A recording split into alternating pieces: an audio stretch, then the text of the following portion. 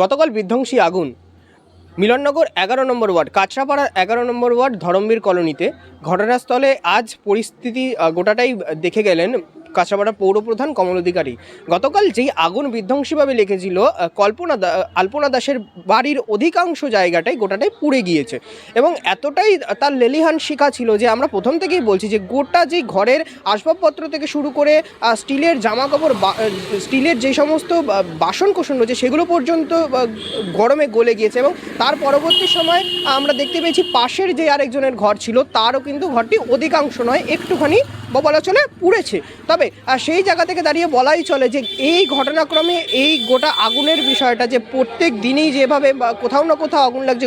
গত কিছুদিন আগে দুদিন আগেও আমরা দেখেছি যে নৈহাটির গরিফা অঞ্চলে একটা বিধ্বংসী আগুন লেগেছিল, সেখানেও একটা শর্ট সার্কিটের তকমা উঠেছে। এবং আজকেও গৃহকর্ত্রী যিনি রয়েছেন অর্থাৎ আলপনা দাস, তিনিও তুললেন যে শর্ট সার্কিটের তত্ত্ব তুললেন, অর্থাৎ ঘরে যে প্রদীপ ছিল সেখান থেকে কোনো আগুন কিন্তু লাগেনি, হতে পারে শর্ট সার্কিট থেকে আগুন লেগেছেন, এটাই জানিয়েছে ঘরের গৃহকর্ত্রী। তবে এ বিষয়ে গোটাটাই আজ পরিদর্শন করে গেলেন কাঁচরাপাড়ার পৌরপ্রধান কমল অধিকারী এবং গতকাল কিন্তু ঘটনাস্থলেই উপস্থিত ছিলেন এই ওয়ার্ডের কাউন্সিলর অর্থাৎ 11 নম্বর ওয়ার্ডের কাউন্সিলর সোনালী সিংহ রায়। তিনি গোটা বিষয়টাকে নিজের হাতে তত্ত্বাবধানে দেখেছেন এবং তিনি উদ্ধার কাজেও সহযোগিতা করেছেন, সেই খবর আমরা আপনাদের কাছে দেখিয়েছি। তবে সব থেকে যে বিষয়টা বলতেই হয় যে পাড়ার যেই সমস্ত ছেলেরা, এই পাড়ার যেই সমস্ত ছেলেরা ছিল তারাই কিন্তু সব থেকে বেশি হেল্প করেছে এবং তারাই কিন্তু দমকল আসার আগ পর্যন্ত গোটা আগুনটাকে নেভাতে সাহায্য করেছে।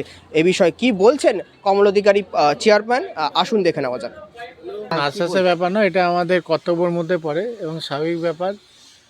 এটা একটা ইনসিডেন্স, ফায়ার ইনসিডেন্স হয়েছে, সেটা তো প্রশাসনিকভাবে দেখছে এবং পৌরসভার বিষয় যেটা আছে সেগুলো আমরা অবশ্যই হেল্প করবো এবং বিধায়ক সাহেব পাঠিয়েছে আমাকে এবং এনাদের যে এগুলো ক্ষতিপূরণ হচ্ছে প্রিলিমিনারি সেগুলো আমাদের যারা এখানে লোকালে যারা এখানে আমাদের সোশ্যাল ওয়ার্কাররা আছে তাদের সাথে কথা হয়েছে।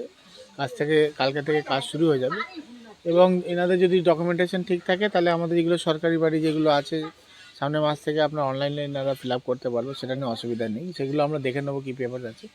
আদারওয়াইজ যেগুলো ড্যামেজ হয়েছে সেগুলো দেখে নিচ্ছি, কেন ওনাদের তো আর্থিক কন্ডিশন খুব খারাপ। ওনার একজনের তো স্বামী নেই, উনি আর্নিং মেম্বার, খুব কন্ডিশন খারাপ, আর একজনের রয়েছে ওখানটায়। দুটোই দেখে দেবো, এটা আমাদের কর্তব্যের মধ্যে পড়ে। এখানটা এরকম নয় যে আপনারা এসেছেন আমাকে মিডিয়ার সামনে বেশি কিছু বলার দরকার ব্যাপার রয়েছে। এটা যদি আমারও কারোর হতো সেটা সেম জিনিসই করতাম। আমরা সবসময় চাই যে বীজপুরে মানুষ ভালো থাকুক এবং অসুবিধা হলে পরে বিধায়ক সাহেব রয়েছে এবং তো অবশ্যই মাথার উপরে মাননীয় মুখ্যমন্ত্রী মমতা বন্দ্যোপাধ্যায় রয়েছেন। আপনারা দেখতেই পাচ্ছেন যে আবাস যোজনার জন্য সেভাবে উনি কিন্তু অনেক চিন্তাধারা করেছেন এবং অলরেডি অনলাইন ফিল আপ শুরু হয়ে গেছে। তো সেই জায়গায় আমরা চেষ্টা করব যদি ওনাদের পেপার ডকুমেন্টেশন ঠিক থাকে তাহলে সরকারি বাড়ি ওনারা পাবেন। যে নিড আইটেমগুলো থাকে সেগুলো তো পুড়ে গেছে, অনেক ডকুমেন্টেশন পুড়ে, সেগুলো আমি ওনাকে রিকোয়েস্ট করবো যে সকল জিনিস পুড়ে গেছে সেগুলো একবার ডায়েরি করে দেওয়ার জন্য। কেন থানায় এগুলো দিলে পরে কী হবে, যে ধরুন ইসেনশিয়াল কোনো ডকুমেন্টস থাকলে সেগুলোকে সাবস্টিটিউট ডুপ্লিকেট কপি ওনারা পেতে পারবেন। আমি খুব ইসে আছি, আমার একটু বাড়ি ঘর যদি করে দেয় বলেছে, সে আমাকে করে দেবে, আমাকে আশ্বাস দিল। আমি এইটুকুনি রাখি যে আমাকে করে দেবে। আজকে পাশে পেলেন? পাশে পেলাম, সামনে আসলো, কালকেও এসেছিল সবাই, আজকেও এসেছেন উনি। সবই তো দেখলো, সবই সাহস দিল আমাকে, সব কিছু করলো যেন বাড়িটা হয়, দেখবেন সবাই। আপনার নাম? রীনা দাস।